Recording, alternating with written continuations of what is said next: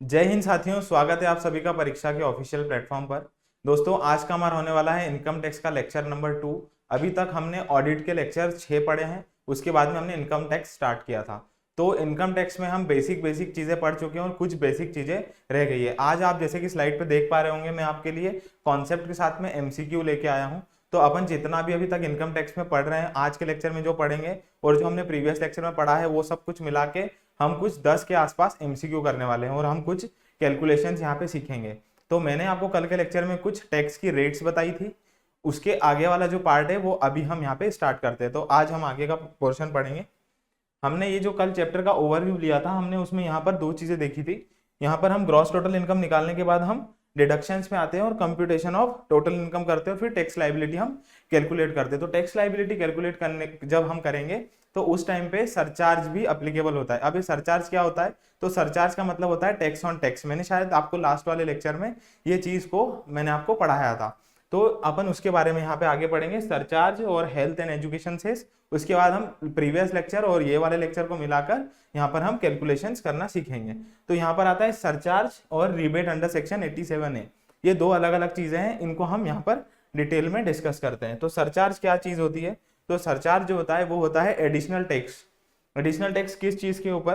तो जब भी आपकी ग्रॉस टोटल इनकम निकलती है, ग्रॉस टोटल इनकम के बाद में आपका डिडक्शंस माइनस होने के बाद आपकी टोटल इनकम आती है, जिसके ऊपर हम रेट्स अप्लाई करते हैं, जो कि मैंने स्लैब रेट के हिसाब से आपको बताया था। उसके बाद में अगर वो वहां पर आप जब स्लैब रेट से आप टैक्स कैलकुलेट करते हो तो वहां पर लिमिट्स दी गई है, उसके ऊपर सरचार्ज और हेल्थ एंड एजुकेशन सेस और रिबेट, ये सारी चीजें अप्लीकेबल होती है। तो सरचार्ज क्या है? Surcharge is an additional tax payable over and above the income tax. मतलब इनकम टैक्स के ऊपर सरचार्ज पेएबल होता है। Surcharge is levied as percentage of income tax. Income tax के परसेंट के हिसाब से सरचार्ज को भी लेवी किया जाता है, मतलब यहाँ पर आपके ऊपर लगाया जाता है। उसके बाद where total income exceeds ₹50 lakh, अगर आपकी टोटल इनकम वर्ड को यूज किया है यहाँ पे, टोटल इनकम, यहाँ पर ग्रॉस टोटल इनकम नहीं कहा है, ओनली टोटल इनकम। मतलब आपकी जो ग्रॉस टोटल इनकम आएगी, हम सबसे पहले क्या करेंगे, मैंने आपको कल के लेक्चर में बताया था, हम सबसे पहले डिटर्मिनेशन ऑफ रेजिडेंशियल स्टेटस निकालेंगे। उसके बाद हम क्लासिफिकेशन ऑफ इनकम करेंगे अंडर डिफरेंट हेड्स। उसके बाद में अलग अलग हेड के हिसाब से इनकम का कंप्यूटेशन होता है। उसके बाद में उनको सबको जोड़ने के बाद में ग्रॉस टोटल इनकम अपने हाथ में आती है। ग्रॉस टोटल इनकम से डिडक्शंस को माइनस करते हैं तो हम इस टोटल इनकम पर पहुंचते हैं। तो ये सारी चीजें करने के बाद अगर टोटल इनकम 50 लाख रुपए से एक्सीड कर रही है, यहाँ पर एक्सीड वर्ड को यूज किया है, मतलब अगर 50 लाख से पार हो रही है तो यहाँ पर सरचार्ज एप्लीकेबल होगा। The rate of surcharge applicable for the different slabs of total income are discussed later on। मतलब हम आगे एक चार्ट पढ़ेंगे, उस चार्ट के अंदर जितनी भी सरचार्ज की रेट्स हैं वो सारी की सारी उसमें दी गई है।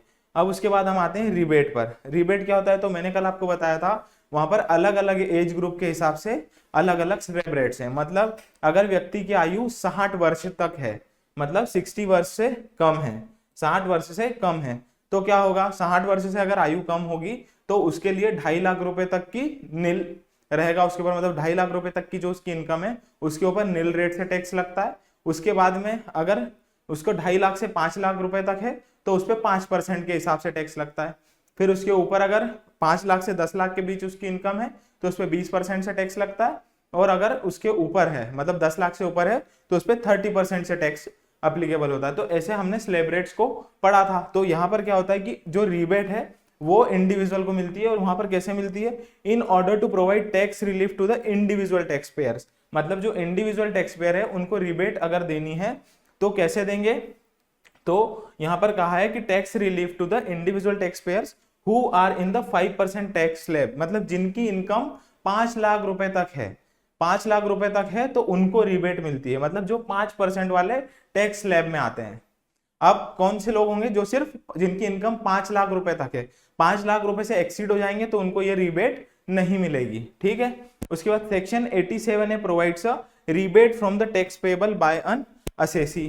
ठीक। Being an individual resident in India whose total income does not exceed ₹5 lakh. मतलब जिनकी इनकम 5 लाख रुपए से ज्यादा हो जाएगी वो 5% के टैक्स स्लैब से बाहर हो जाएंगे, तो उन लोगों के ऊपर ये वाला सेक्शन एप्लीकेबल नहीं होगा। जिनकी इनकम 2.5 लाख रुपए से 5 लाख रुपए तक के बीच में है उनको ही रिबेट मिलेगी। ठीक है, अगर 2.5 लाख रुपए तक है तो उनके ऊपर तो टैक्स बनता ही नहीं है, क्योंकि नील रेट होती है वहां पर। अगर वो उससे ऊपर जाते हैं, मतलब उनकी 2.5 लाख से 5 लाख रुपए तक की इनकम होती है, तो ही उनके ऊपर टैक्स बनता है, तो वहां पर उनको रिबेट मिल जाती है।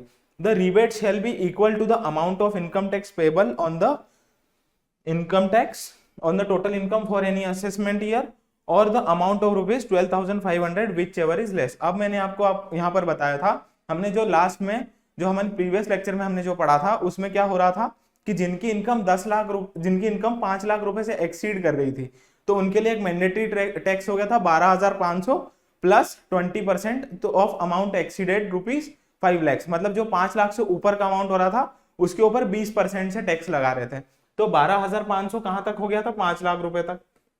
तो यहां पर इन्होंने यही बोला है कि अगर आपकी इनकम अगर 5 लाख रुपए तक है तो आपके ऊपर टैक्स कितना बनेगा। अगर आपकी इनकम नेट 5 लाख रुपए आ रही है टोटल इनकम, तो टैक्स बनता है 12,500 रुपए का। नील 2.5 लाख रुपए तक तो नील, फिर जो बचा 2.5 लाख है उसमें 5% से 12,500 का टैक्स बनेगा। तो यहाँ पर रिबेट बोल दी कि सरकार ने बोल दी कि तो भी आपको टैक्स देने की जरूरत नहीं है, 12,500 का टैक्स बना देंगे और उसमें से अंडर सेक्शन 87 है आपको 12,500 की रिबेट दे देंगे। ठीक है, और अगर आपकी इनकम सपोज 4.5 लाख की हुई तो यहाँ पर 2.5 लाख रुपए तक तो नील टैक्स होगा, और जो बचे 2 लाख है उनके ऊपर 5% से कितना टैक्स बनेगा, 5 दूना 10,000 रुपए का टैक्स बनेगा। ठीक है, 2 लाख रुपए पे 5% से 10,000 रुपए का टैक्स बनेगा। तो रिबेट मैक्सिमम कितनी है, 12,500 की। अब आपका टैक्स ही बन रहा है 10,000, तो ये पूरी की पूरी आपको रिबेट मिल जाएगी। यही की यही यहाँ पर लिखा गया है। क्या लिखा है, the rebate shall be equal to the amount of income tax payable on the total income for any assessment year और द अमाउंट ऑफ रुपीज 12,500। मतलब मैक्सिमम 12,500 रुपए तक का अगर आपका टैक्स बनता है तो पूरी की पूरी छूट ले लेना, और अगर इससे कम बनता है तो उसकी छूट ले लेना। अगर इससे ऊपर बनेगा तो फिर ये 12,500 प्लस जो ऊपर का अमाउंट बन रहा है वो आपको पे करना पड़ेगा। आगे जो हम पढ़ रहे हैं उसके अंदर ये कैलकुलेट होता है। सरचार्ज क्या होता है, सरचार्ज बनता है टैक्स ऑन टैक्स। कब लगता है, जब आपकी टोटल इनकम, यहाँ पर लिखा है टोटल इनकम अगर एक्सीड हो जाती है 50 लाख रुपए से ऊपर, तो आपको लगता है सरचार्ज। अब जहां पर सरचार्ज लगता है ना, वहीं पर मार्जिनल रिलीफ भी मिलती है, क्योंकि सरचार्ज लगता है उसके ऊपर एक मार्जिनल रिलीफ मिलती है, सरकार उस पर भी छूट देती है। क्योंकि अगर किसी व्यक्ति की आय 50 लाख 10 रुपए भी हो गई ना, उसके ऊपर सरचार्ज एप्लीकेबल हो जाएगा, तो सरकार उसमें से भी आपको टैक्स में से थोड़ी सी छूट देती है। तो मार्जिनल रिलीफ वाला कॉन्सेप्ट हम थोड़ा सा बड़ा है, तो उसको हम थोड़े नेक्स्ट लेक्चर में पढ़ेंगे। अभी हम सरचार्ज रिबेट तक ही सीमित हैं। ठीक, हम आगे बढ़े हमारे लेक्चर में। यहाँ पर आता है हेल्थ एंड एजुकेशन सेस। अब जब इनकम टैक्स का कैलकुलेशन करते हैं तो ग्रॉस टोटल इनकम में से डिडक्शन माइनस करके टोटल इनकम आती है। टोटल इनकम के ऊपर स्लैब रेट लगाकर हम टैक्स अमाउंट निकालते हैं। जो टैक्स का अमाउंट आता है उसके ऊपर 4% से हेल्थ एंड एजुकेशन सेस लगता है, जो कि सरकार हेल्थ और एजुकेशन के लिए खर्च करेगी। ठीक है, तो इसको हम पढ़ते हैं। इसमें क्या कहा गया है, इसमें कहा गया है the income tax as increased by the surcharge as reduced by the rebate under section 87A if applicable. मतलब अगर सरचार्ज है 50 लाख से ऊपर इनकम है तो सरचार्ज लग जाएगा। अगर आप 5 लाख रुपए तक के स्लैब रेट में आ रहे हो 5% वाले, तो आपको रिबेट मिल जाएगी। तो यहाँ पर सरचार्ज से आपकी टैक्स लाइबिलिटी बढ़ रही है और रिबेट से आपकी टैक्स लाइबिलिटी कम हो रही है। इफ एप्लीकेबल बोला है, is to be further increased by an additional surcharge called health and education cess। मतलब आपकी जो टैक्स लाइबिलिटी है उस पर 4% का हेल्थ एंड एजुकेशन सेस लगाते हैं। अब ये 4% का जो हेल्थ एंड एजुकेशन सेस लगाते हैं ये कहां पर जाता है, तो यहाँ पर बोला है कि income tax at the rate of health and education cess on income tax at the rate of 4% of income tax plus surcharge. मतलब अगर आपकी इनकम 50 लाख से ऊपर है तो आपके ऊपर सरचार्ज लगेगा। सरचार्ज लगने के बाद में जो अमाउंट आता है, मतलब टैक्स का अमाउंट प्लस सरचार्ज का amount plus health and education cess, मतलब दोनों अमाउंट पे लगेगा। सरचार्ज का अमाउंट, ठीक है, और आपका टैक्स का अमाउंट, ये दोनों के ऊपर 4% हेल्थ एंड एजुकेशन सेस लगेगा। सरचार्ज कब लगेगा, जब आपकी इनकम 50 लाख से ऊपर हो गई है। और अगर आपकी इनकम 50 लाख से कम है तो भी आपके ऊपर सिर्फ टैक्स बनेगा, तब आपको सरचार्ज नहीं देना पड़ेगा सरकार को। तो इस टैक्स वाले अमाउंट के ऊपर 4% लगता है। ठीक है, ये health and education cess mandatory है। उसके बाद आता है tax payable and tax refundable.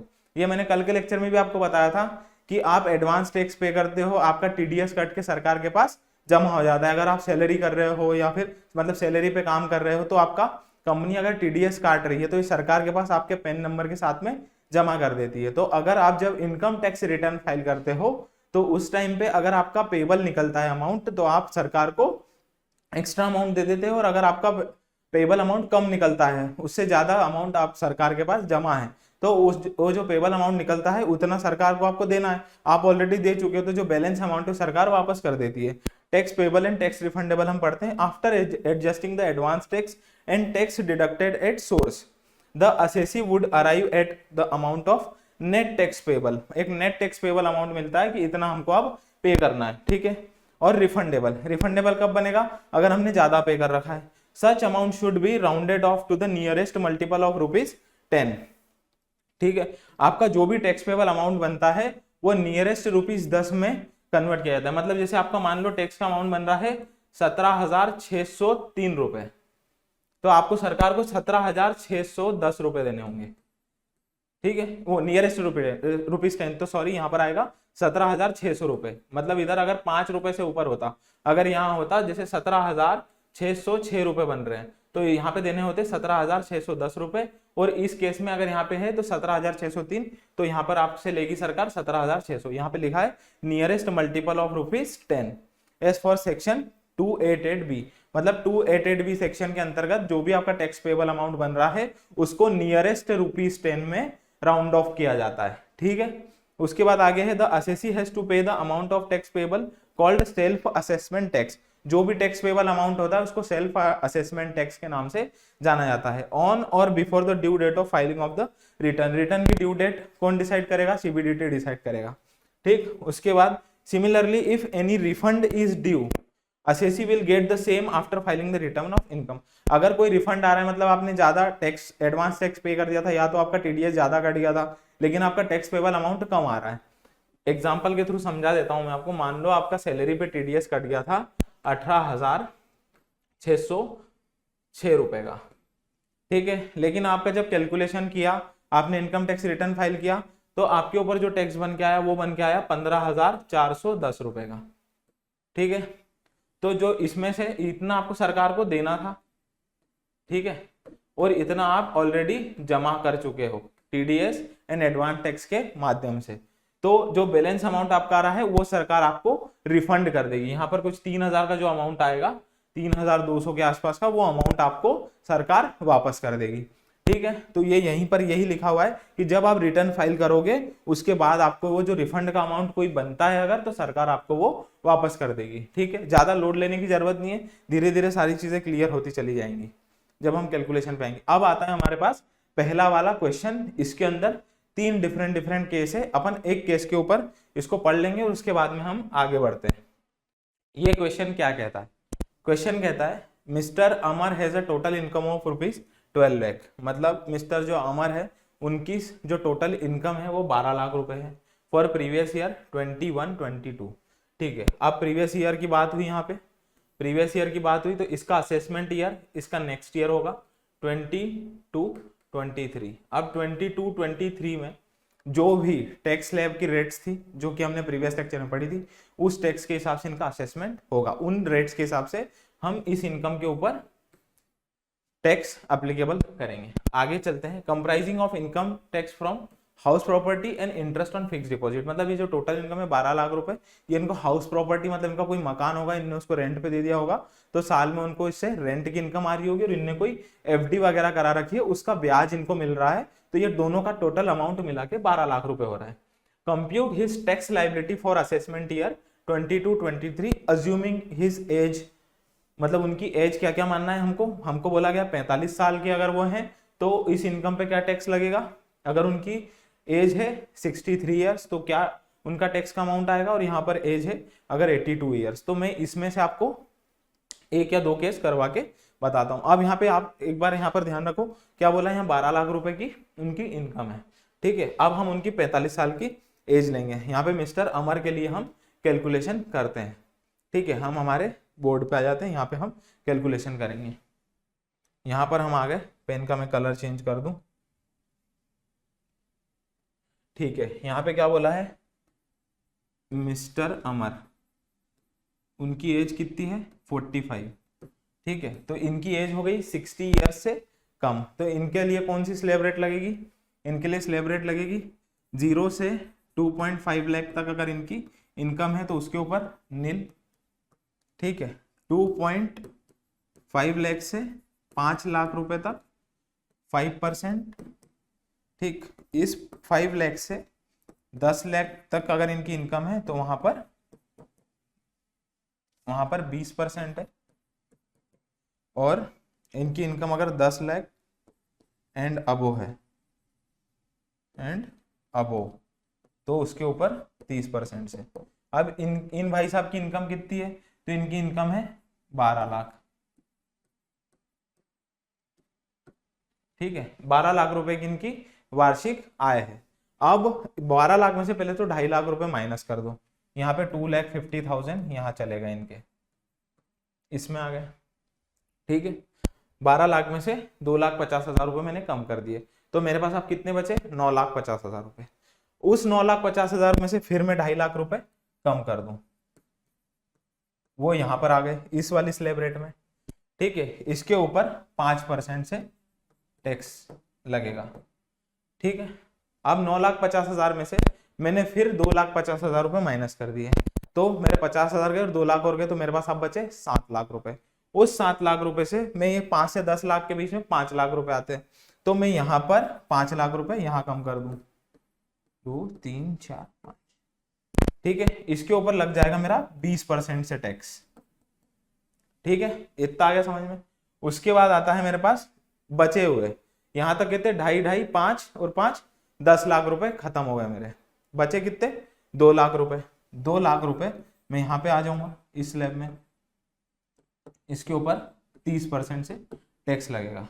अब कर लो इसको कैलकुलेट, यहां तक तो था, यहां पर आएगा 0 टैक्स।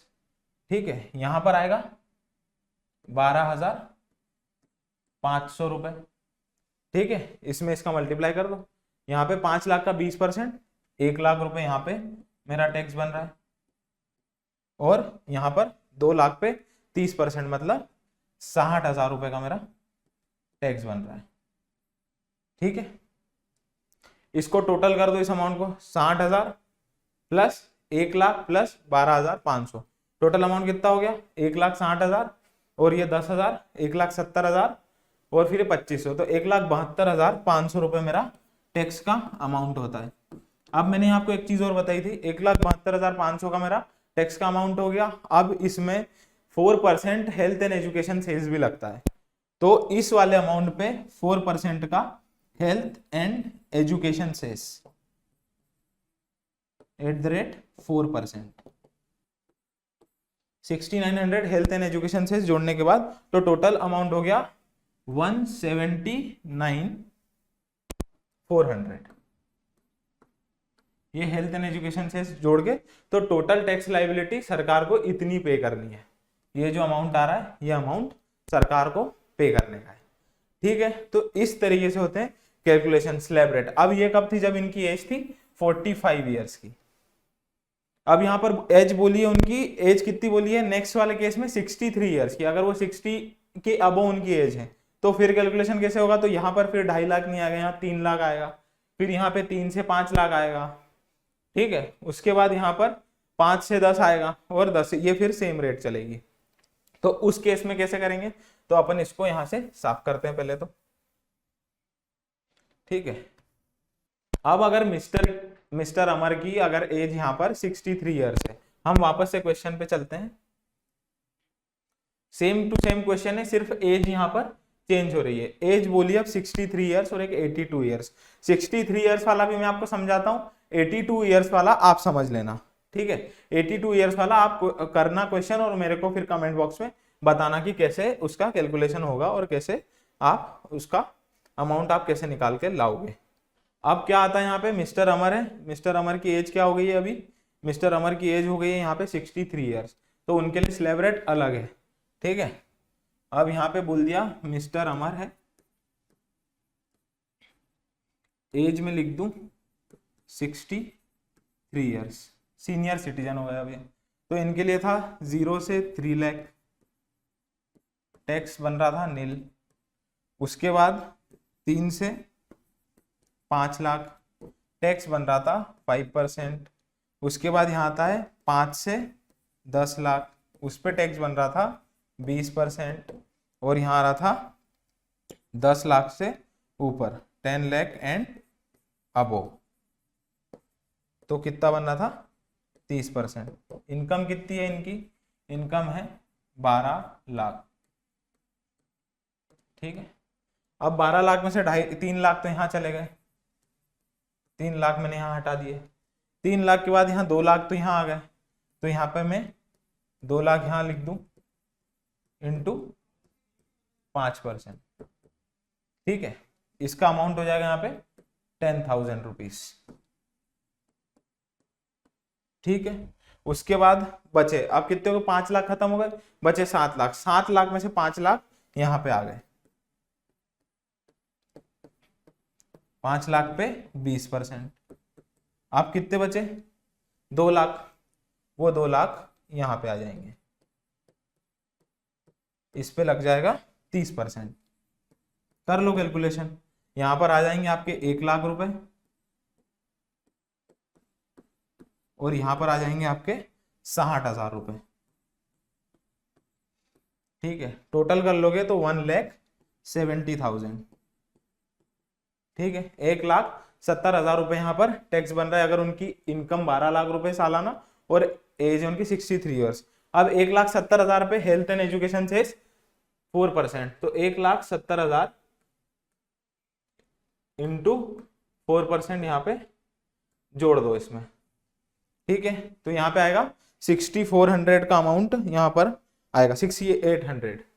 तो ये 6,800 और इसमें जोड़ दो तो 1,768,000 ये अमाउंट यहाँ पर आएगा। अगर इनकी एज है कितनी, इनकी एज है 63 ईयर्स की। अगर मिस्टर अमर है उनकी एज है 63 ईयर्स, इनकम है 12 लाख, तो उनके लिए स्लैब रेट ये लगेगी, ये वाली, क्योंकि ये सीनियर सिटीजन हो गए।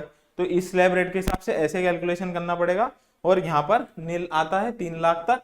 ठीक है, 3 से 5 के बीच में 5%, 5 से 10 के बीच में जो इनकम है उस पर 20% और 10 लाख से ऊपर है उस पर 30%। अब यहाँ पर एक चीज मैं आपको और बता दूं, यहाँ पर डायरेक्ट कैलकुलेशन वाला भी यहाँ पे फंडा था। आपने जो पिछली स्लाइड्स में थी उसमें टोटल यहाँ पे अमाउंट डायरेक्ट जोड़ जोड़ के लिख दिया गया था कि इतना अमाउंट प्लस और माइनस, और आपका ये डायरेक्ट अमाउंट में निकला था। अगर आपकी इनकम 10 लाख से ऊपर है तो आपको टैक्स का अमाउंट दिया था, प्लस उसके ऊपर जो रिमेनिंग अमाउंट है उसके ऊपर 30% से आप टैक्स अप्लाई कर दो। ठीक है, तो आप अल्टरनेट तरीके से भी सॉल्व कर सकते हो। अभी यहाँ पर हेल्थ एंड एजुकेशन से मिला के अमाउंट कितना हो रहा है 1,768,000। एग्जाम में ऐसे ही क्वेश्चन आपको आएंगे, और ये अगर आपको स्लैब रेट याद है तो आप 2 मिनट में इसको, अगर आपको डायरेक्ट टैक्स स्लैब याद है और अगर टैक्स के अमाउंट आपको याद है, अब जैसे यहाँ पे बोल दिया था कि 5% जो 2 लाख है उस पर बनता है 10,000 का टैक्स। अब अगर उसकी इनकम है 6 लाख रुपए तो कितना टैक्स बनेगा, तो 6 लाख में से, मतलब वो इस वाले स्लैब रेट में आ गया, तो 6 लाख तक कितना टैक्स बन रहा है, उसका मतलब 5 लाख रुपए तक तो 10,000 हो गया। ऊपर की इनकम निकाल लो, 6 लाख इनकम है, 1 लाख गुणा 20% तो कितना आ गया, 1 लाख गुणा 20% 20,000 रुपए प्लस ये पुराने 10,000, ये जोड़ के उस पर 4% हेल्थ एंड एजुकेशन सेस लगाया और अमाउंट डायरेक्ट टिक करके बाहर हो गए। तो इस तरीके से आपको सॉल्यूशंस करने पड़ेंगे क्वेश्चन के। ऐसा ये जो मैंने इतना जमा के लिखा है ऐसा नहीं लिखना, आप अगर हाथ पे कैलकुलेट कर सकते हो, अगर मुंह जबानी कैलकुलेट कर सकते हो तो वेल एंड गुड है आपके लिए, आपको ये सारी चीजें याद होनी चाहिए। आगे चलते हैं। अब इसमें एक और केस आता है अपने पास में 82 ईयर्स वाला। अगर एज 82 ईयर्स है, ठीक है, तो ये सुपर सीनियर सिटीजन हो जाएंगे, उनको 5 लाख रुपए तक के अमाउंट पे छूट मिलेगी, और उसके बाद में 5 लाख से 10 लाख और 10 लाख से ऊपर के लिए 30%, डायरेक्ट 20 और 30%, तो उनका और कम टैक्स बनेगा। और फिर उस जो अमाउंट आ रहा है उस पर हेल्थ एंड एजुकेशन से आपके लिए होमवर्क है ये क्वेश्चन। आप ये 82 ईयर्स वाला, आप इतना सा केस स्टडी वाला जो क्वेश्चन है इसको आप करके लाना, ठीक है, करके आप मुझे कमेंट बॉक्स में आंसर बताना। नेक्स्ट लेक्चर के पहले मैं इसको कराऊंगा, डन, पक्का प्रॉमिस में कराऊंगा इसको। आगे चलते हैं। आता है हमारे पास में सरचार्ज की रेट्स। अगर इनकम 50 लाख से एक्सीड कर जाती है तो आपको सरचार्ज लगता है। सरचार्ज की रेट्स दी गई है कि किस किस रेट से सरचार्ज अप्लीकेबल होता है, तो हम उसके बारे में पढ़ते हैं। ठीक, अब ये चार्ट बना के लाया हूं, इसमें से आपके काम का चार्ट कितना है, तो आपके चार्ट काम का जो चार्ट है वो सिर्फ यही वाला पोर्शन है, ठीक है, क्योंकि हमारे जो सिलेबस में है वो यहाँ पर असेसमेंट ऑफ सिर्फ इंडिविजुअल की बात करिए, तो इंडिविजुअल मतलब ये वाला सिर्फ अपने काम की चीज है, ये कुछ भी अपने काम का नहीं है, ठीक है, इनको अपने को नहीं पढ़ने का, अपने को सिर्फ इतना सा ही पढ़ना है, ये जो दिया है छोटा सा यहाँ तक का पार्ट, ये अलग हो गया, ठीक है।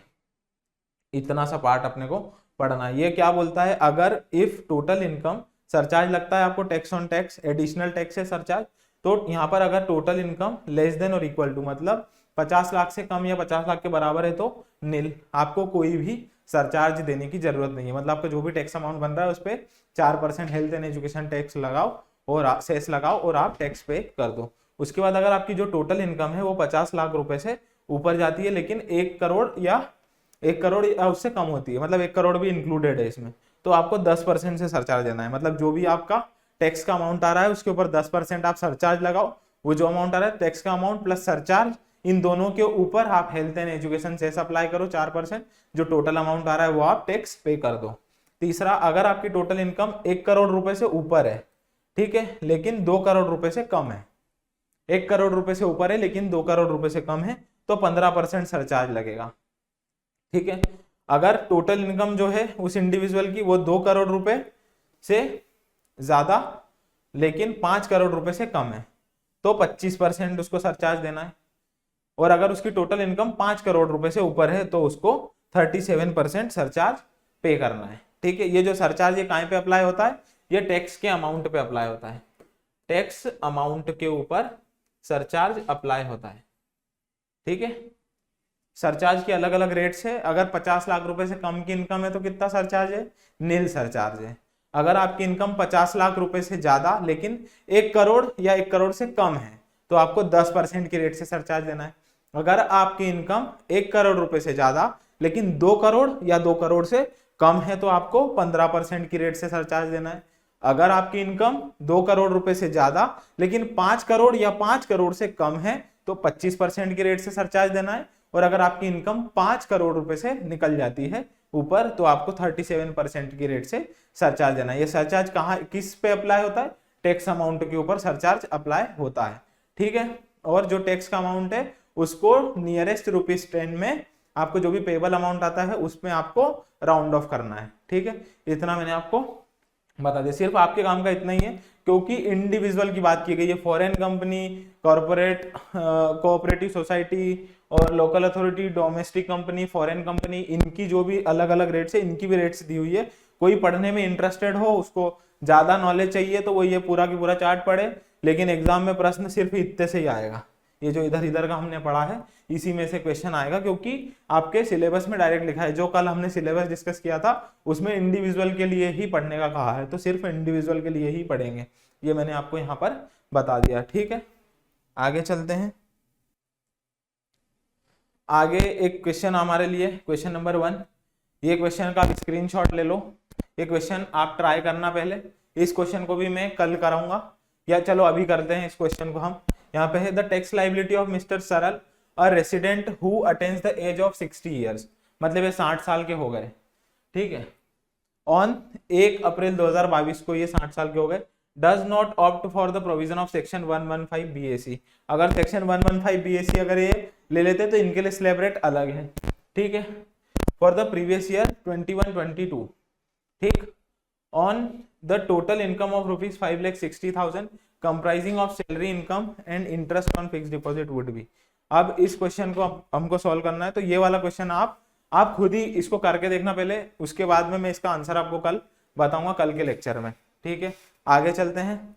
आपके लिए महत्वपूर्ण जानकारी यहाँ पर, अगर आप परीक्षा प्रो को सब्सक्राइब करेंगे तो आपको सिंगल सब्सक्रिप्शन के अंदर बहुत सारी टेस्ट सीरीज मिलेगी जिसमें आपको 5000 प्लस मॉक टेस्ट मिलेंगे, आपको डेली फ्रेश कंटेंट मिलेगा और सभी राज्य स्तरीय जो भी परीक्षा होती है वो सारी परीक्षाओं की टेस्ट सीरीज एक ही जगह पर एक सिंगल एनरोलमेंट में आपको मिल जाएगी। तो अगर आप परीक्षा प्रो को एनरोल करना चाहते हैं तो आप परीक्षा एप्लीकेशन डाउनलोड करें।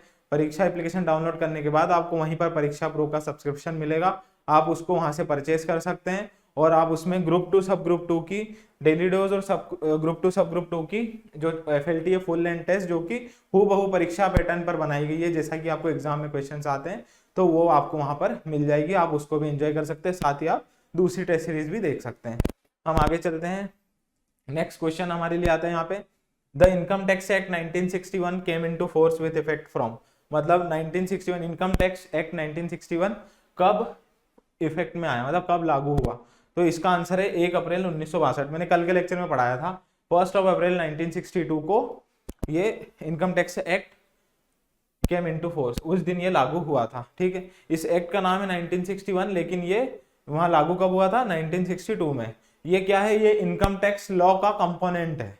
इनकम टैक्स लॉ किन किन चीजों से मिलकर बना है? तो income tax law, income tax act 1961, उसके बाद इनकम टैक्स रूल्स 1962, इनकम, उसके बाद एनुअल फाइनेंस एक्ट आता है, उसके बाद सर्कुलर्स एंड नोटिफिकेशंस आते हैं, और उसके बाद में कोई कोर्ट का ऑर्डर वगैरह आ रहा है तो उसको मिला के इनकम टैक्स लॉ बनता है। तो ये जो एक्ट था, इनकम टैक्स एक्ट, जो कब से came into force with effect from 1 April 1962। Next question पे आगे चलते हैं। अब यहाँ पे आता है who amongst the following confers on the power to issue the circulars and clarification. Circulars और क्लैरिफिकेशन कौन जारी करता है? क्लैरिफिकेशन देने के लिए कौन जारी करता है? तो सर्कुलर्स, ये भी कल के लेक्चर में हमने पढ़ा था, सर्कुलर्स जो जारी करता है वो होता है सीबीडीटी। सीबीडीटी का फुल फॉर्म क्या है? सीबीडीटी है central board of direct taxes. Central board of direct taxes ये यहाँ पर सर्कुलर्स एंड क्लैरिफिकेशन चालू करता है। क्या काम में आते हैं सर्कुलर्स एंड क्लैरिफिकेशन? अगर कोई डाउट है तो आप डिपार्टमेंट से पूछो, डिपार्टमेंट बताएगा। तो central board of direct taxes आपको सर्कुलर्स के माध्यम से वो चीजें बता देगा। ठीक है, आगे चलते हैं। The tax payable is rounded off to the nearest multiple of rupees. अभी हमने कैलकुलेशन किया, मैंने आपको एग्जांपल लेके बताया था, to the nearest of rupees 10। 10 रुपए के मतलब पास में जो 10 रुपए आ रहे हैं, निकटतम गुणक, उसमें आपको 10 रुपए तक राउंड ऑफ करना है। अब इसका अपन समझते हैं कैसे करना है। तो एक बार फिर से समझ लो कि अगर आपका टैक्स अमाउंट बन रहा है 12,222 रुपए, ठीक है, मतलब ये कब आ रहा है? जब आपने आपका टोटल इनकम आई, टोटल इनकम के ऊपर स्लैब रेट से टैक्स निकाला, 4% हेल्थ एंड एजुकेशन सेस लगाया, तो इतना आ रहा है। इतना अमाउंट तो बनेगा नहीं, आपको रिबेट मिल जाएगी यहाँ पे। ठीक है, थोड़ा ज्यादा अमाउंट बनेगा। अमाउंट बनाते हैं अपन 13,222 रुपए का अगर आपका टैक्स अमाउंट बनता है, तो आपको सरकार को कितना पे करना पड़ेगा? सरकार को देना पड़ेगा 13,220 रुपए। लेकिन अगर यहाँ पे लास्ट में 5 नहीं होता, यहाँ पे होता 226 रुपए, तो आपको कितना देना पड़ता सरकार को? 13,230 रुपए। हाँ, आप किसी किसी के दिमाग में एक चीज और आगे होगी कि 13,225 रुपए आ गया, तो 13,225 आ गया तो भी 13,220 ही आपको देने पड़ेंगे। नियरेस्ट रुपीज 10 में उसको राउंड ऑफ कर देंगे। ठीक है, आगे चलते हैं। Additional surcharge health and education cess of 4% is payable on. किस अमाउंट पे लगता है ये? Income tax plus surcharge, income tax, surcharge या नन ऑफ द अबोव। इसका आंसर होगा इनकम टैक्स प्लस सरचार्ज।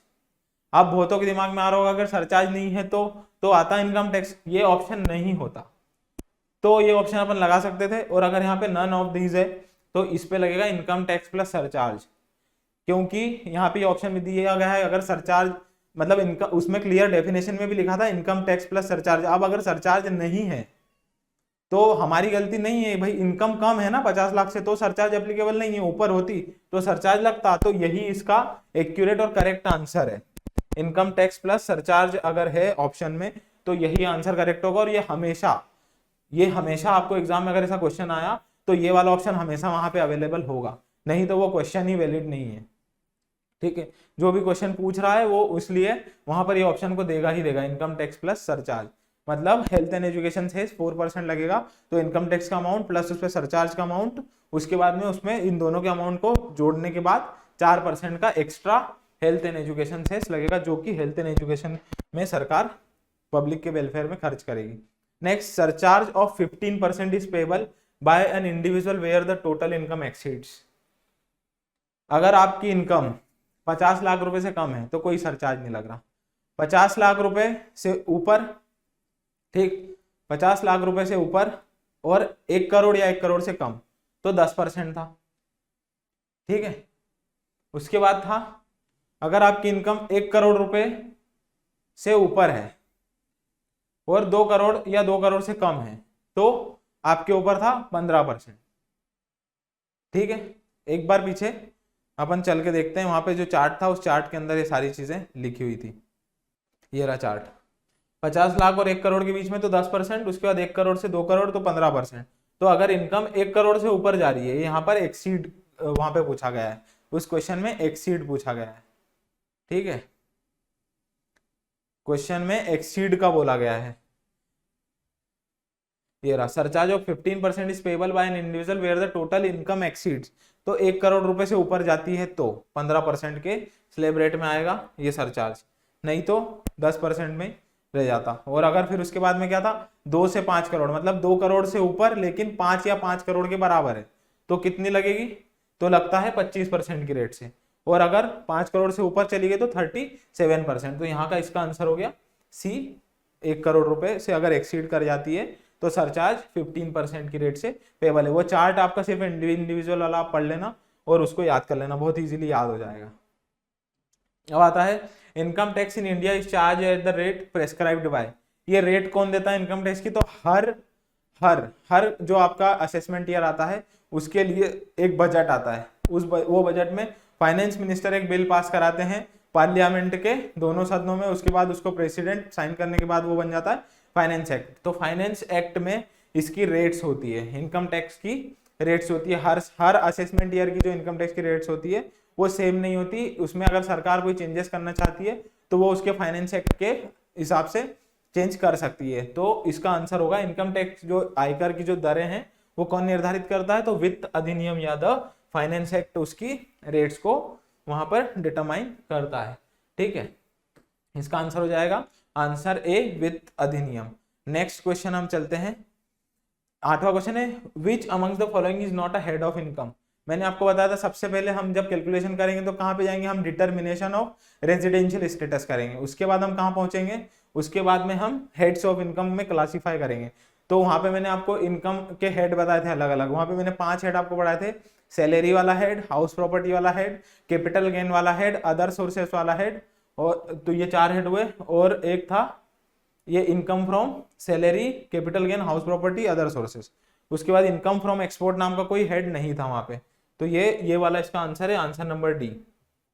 ठीक है, इनकम फ्रॉम एक्सपोर्ट्स वाला जो हेड है ये कोई इनकम का हेड नहीं है, ये तीनों income from house property, income from salary, income from capital gain, और एक था business profession, income from business profession, PGBP एक हेड था। ऐसे टोटल 5 थे, salary, house property, capital gain और पीजीबीपी, और income from other sources. Other sources में कौन कौन सी इनकम्स आती है, अदर सोर्सेस के अंदर आपकी इंटरेस्ट फ्रॉम एफडी, कोई ट्यूशन फीस है, या interest from saving bank account, ये सारी इनकम्स अदर सोर्सेस वाले में आ जाती है, उसको हम अदर सोर्सेस के नाम से जानते हैं। तो ये 5 हेड, 1 2 3 4 5 ये हेड है, और इनकम फ्रॉम एक्सपोर्ट नाम का कोई भी हेड नहीं है। ये 5 हेड्स की अगर आपकी इनकम है तो उसको हम टैक्सेबल इनकम में लेते हैं, और ये अगर इनकम फ्रॉम एक्सपोर्ट्स और ये है तो ये पीजीबीपी की इनकम में जाएगा। नेक्स्ट क्वेश्चन आता है municipality of Delhi falls under dash category of person. Person की डेफिनेशन में लोकल अथॉरिटी भी पर्सन कहा जाता है, तो लोकल अथॉरिटी इसका आंसर होगा। अगर कोई भी म्युनिसिपैलिटी होती है तो उसको हम लोकल अथॉरिटी के नाम से जानते हैं। ठीक है, इसका आंसर हो गया आंसर नंबर बी वाला जो ऑप्शन है इसका आंसर हो गया। ठीक है, अगला वाला क्वेश्चन हम चलते हैं।